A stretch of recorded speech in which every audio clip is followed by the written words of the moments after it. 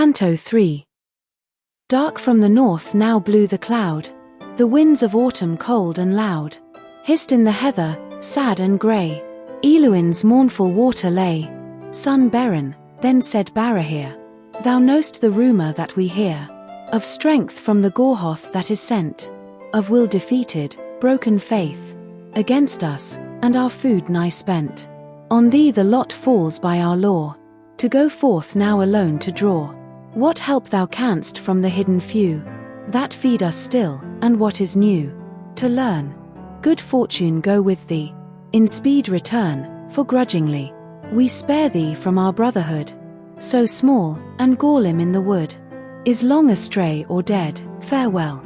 As Beren went, still like a knell resounded in his heart that word, the last of his father that he heard. Through moor and fen, by tree and briar, he wandered far. He saw the fire of Sauron's camp, he heard the howl of hunting orc and wolf a prowl, and turning back, for long the way benighted in the forest lay. In weariness he then must sleep, fain in a badger hole to creep, and yet he heard or dreamed it so, nearby a marching legion go, with clink of mail and clash of shields, up towards the stony mountain fields. In haste beneath a cairn of stones, he slipped then into darkness down, until, as man that waters drown, strives upwards gasping, it seemed to him, he rose through slime beside the brim of sullen pool beneath dead trees. Their livid boughs in a cold breeze trembled, and all their black leaves stirred, each leaf a black and croaking bird, whose neb a gout of blood let fall. He shuddered, struggling thence to crawl through winding weeds, when far away he saw a shadow faint and grey, gliding across the dreary lake. Slowly it came, and softly spake, Gorlim I was, but now a wraith, traitor betrayed. Go, stay not here, awaken, son of Barahir, and haste, for Morgoth's fingers close upon thy father's throat. He knows your trysts, your paths, your secret lair. Then he revealed the devil's snare, in which he fell, and failed, and last, begging forgiveness, wept, and passed out into darkness. Beren woke, leapt up as one by sudden stroke, with fire of anger filled his bow, and sword he seized, and like the roe, hotfoot o'er rock and heath he sped, before the dawn, ere day was dead. To Eluin at last he came, as the red sun westward sank in flame.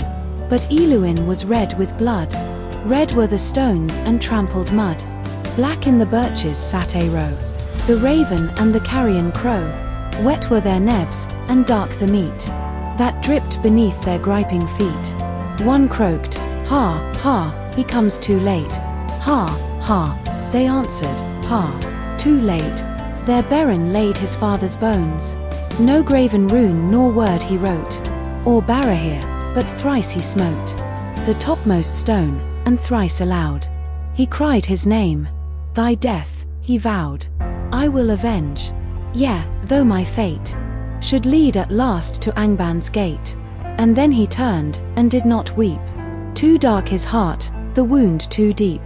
Out into night, as cold as stone, loveless, friendless, he strode alone. Of hunter's lore he had no need, the trail to find, with little heed. His ruthless foe, secure and proud, marched north away with blowing loud of brazen horns their lord to greet, trampling the earth with grinding feet. Behind them bold but wary went now Beren, swift as hound on scent, until beside a darkling well, where Rivel rises from the fell, down into Serek's reeds to flow, he found the slayers, found his foe. From hiding on the hillside near, he marked them all, though less than fear, too many for his sword and bow to slay alone. Then, crawling low as snake in heath, he nearer crept. There many weary with marching slept, but captains, sprawling on the grass, drank and from hand to hand let pass their booty, grudging each small thing, raped from dead bodies, won a ring, held up, and laughed. Now, mates, he cried, here's mine, and I'll not be denied, though few be like it in the land. for 'twas wrenched it from the hand of that same Barahir I slew, the robber knave. If tales be true, he had it of some elvish lord, for the rogue service of his sword. No help it gave to him his dead. Their parlous, elvish rings, 'tis said, still for the gold I'll keep it, yea, and so eke out my Nygard pay. Old Sauron bade me bring it back, and yet, methinks, he has no lack of weightier treasures in his hoard. The greater the greedier the lord, so mark ye, mates, ye all shall swear. The hand of Barahir was bare, and as he spoke an arrow sped from tree behind, and forward dead. Choking he fell with barb in throat, with leering face the earth he smote. Forth, then as wolfhound grim there leapt, Beren among them, two he swept. Aside with sword, caught up the ring, slew one who grasped him, with a spring. Back into shadow passed, and fled, before their yells of wrath and dread. Of ambush in the valley rang, then after him like wolves they sprang, howling and cursing, gnashing teeth, hewing and bursting through the heath, shooting wild arrows, sheaf on sheaf, at trembling shade or shaken leaf. In fateful hour was Beren born. He laughed at dart and wailing horn, fleetest of foot of living men, tireless on fell and light on fen. Elfwise in wood, he passed away, defended by his hauberk grey, of dwarvish craft in Nogrod made, where hammers rang in caverns shade.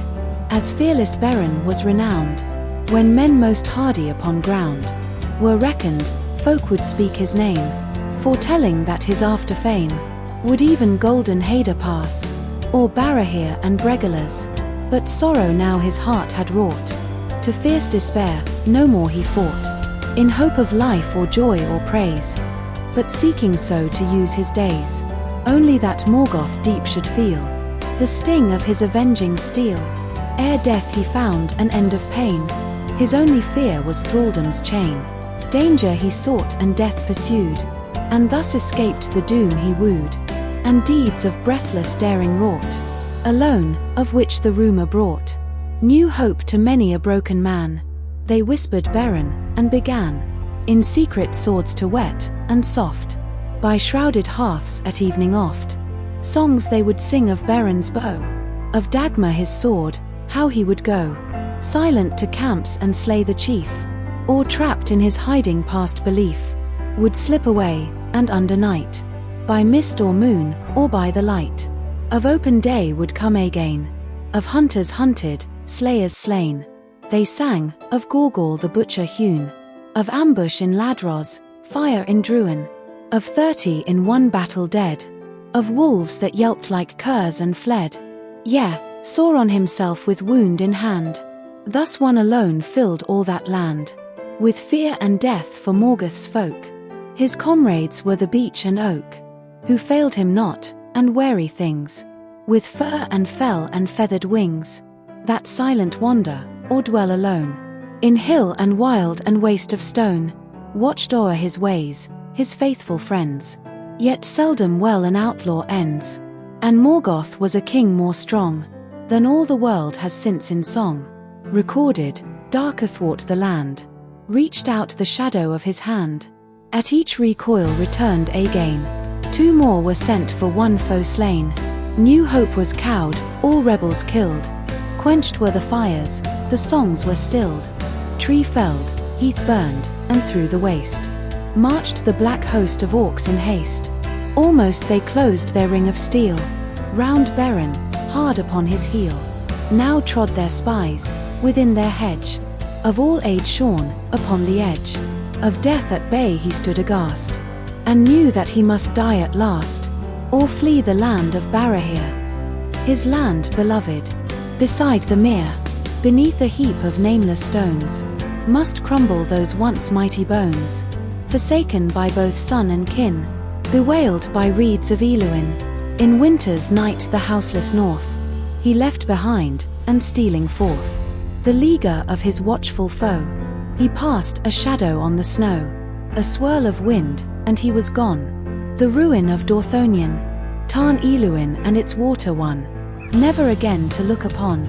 No more shall hidden bowstrings sing, No more his shaven arrows wing, no more his hunted head shall lie upon the heath beneath the sky.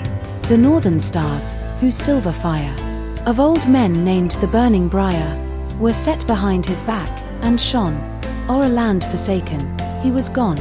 Southward he turned, and south away his long and lonely journey lay, while ever loomed before his path the dreadful peaks of Gorgoroth. Never had foot of man most bold, yet trod those mountains steep and cold, nor climbed upon their sudden brink, whence, sickened, eyes must turn and shrink, to see their southward cliffs fall sheer, in rocky pinnacle and pier, down into shadows that were laid before the sun and moon were made, in valleys woven with deceit, and washed with waters bittersweet. Dark magic lurked in gulf and glen, but out away beyond the ken of mortal sight the eagle's eye, from dizzy towers that pierced the sky, might grey and gleaming see afar, as sheen on water under star. Bel-Air-e-and, Bel-Air-e-and, the borders of the elven land,